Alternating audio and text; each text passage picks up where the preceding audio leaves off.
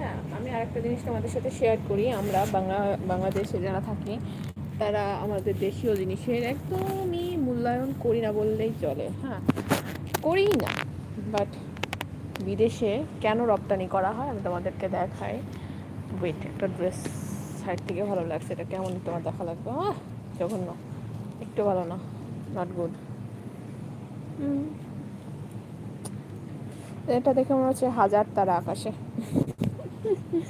Anyway, তো আমি যেটা দেখাচ্ছিলাম, তো আমরা বাংলাদেশিরা মানে দেশি জিনিস সের কদর বুঝি না। আর এই যে বিদেশিরা দেখো, আও এটা হচ্ছে জুট, জুট স্যান্ডেল, মানে জুট দিয়ে তৈরি। ওই পাশে আরও একটা আছে, আমি দেখাবো।